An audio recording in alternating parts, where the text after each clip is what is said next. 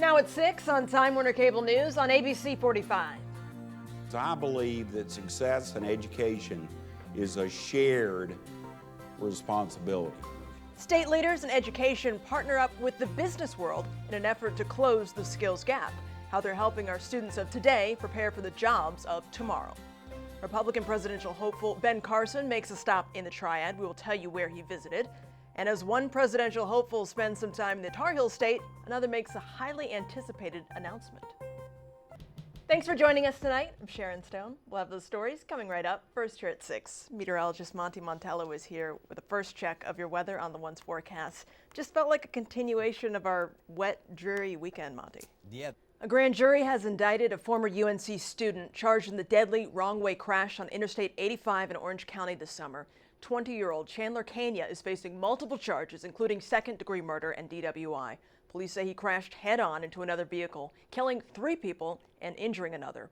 Investigators found Kania used a fake ID to buy drinks at 2 Chapel Hill bars the night the wreck happened. He's currently under house arrest at his parents' home in Asheboro.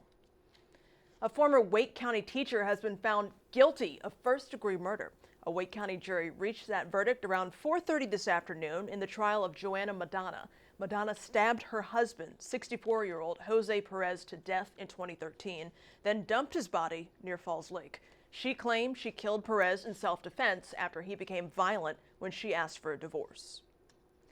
A funeral is planned for tomorrow for the 3-year-old girl who drowned in a Durham pond. Callista Lassiter died last Wednesday. Police say her father, 29-year-old Alan Lassiter, tried to drown her 5-year-old sister, and 7-year-old brother at a pond near Audubon Lake Apartments in Durham. Alan Lassiter is charged with murder and 2 counts of attempted murder. Callista's funeral will be held at 2 at Clements Funeral Chapel in Durham. Putting North Carolina's education system in line with the jobs of tomorrow. That's what Governor Pat McCrory says is essential to creating a strong foundation for the state's future. Lenny Supal takes you to the forum that outlined the steps needed to make that vision a reality. A recent study by Wallet Hub found North Carolina is the second worst state for teachers in the country, ranking ahead of only West Virginia. The biggest issue facing teachers in North Carolina is pay, an issue that was a hot-button topic during the state budget debates. North Carolina ranks 40th in average starting salary for teachers, and the state has the 12th worst median annual salary for teachers. For experienced teachers, the news is worse. North Carolina sits 49th when it comes to a 10-year change in teacher salaries. South Carolina didn't fare much better in the survey, ranking 45th in the country. Carson will be back in the Triad tomorrow. He'll be speaking at Berean Baptist Church in Winston-Salem. Presidential hopeful Donald Trump revealed his tax reform plan today. The Republican candidate says his plan will cut income taxes for millions of Americans, rich and poor, plus leave some people paying no federal income tax at all. Wow, that's It will provide major tax relief for middle income and for most other Americans. There will be a major tax reduction. It'll simplify the tax code. It'll grow the American economy at a level that it hasn't seen for decades. Trump estimates his plan will lead the economy to grow at least 3% per year. But some economists are saying this plan is unrealistic. Trump says he'll make up the difference in lost revenue by creating incentives for businesses and getting rid of loopholes that are popular with Wall Street investors. House Majority Leader Kevin McCarthy has officially declared his run for House Speaker following John Boehner's announcement to step down last week. McCarthy is Boehner's number 2. He sent a letter to GOP lawmakers today pledging to fight for conservative principles and asking for their support. The Republican from California is serving his 5th term in Congress and has been endorsed by Boehner.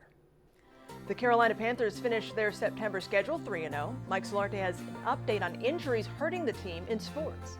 And a Tar Heel City is named one of the best for love. We'll tell you which one in our Carolina Minute. Here's tonight's Carolina Minute. A North Carolina food truck is the best in the country. The ladies of Phenomenal Dumpling have brought home the title of Best Food Truck in America. Phenomenal Dumpling took home $50,000 as winners of Food Network's The Great Food Truck Race. That truck is based in Raleigh. A new report by real estate services website Zillow ranks Raleigh as the 10th best city for love. The ranking based on several factors, including the percentage of singles, the percentage of new single residents, disposable income, and the number of potential date spots. Washington, D.C. topped the list, followed by Atlanta and Boston. Reverend Billy Graham has a new book coming out this week. The book is called Where I Am, Heaven, Eternity, and Our Life Beyond. It offers his thoughts on the afterlife. It will be available tomorrow and is expected to be the 97-year-old's last book. These stories and more are available anytime on Time Warner Cable News.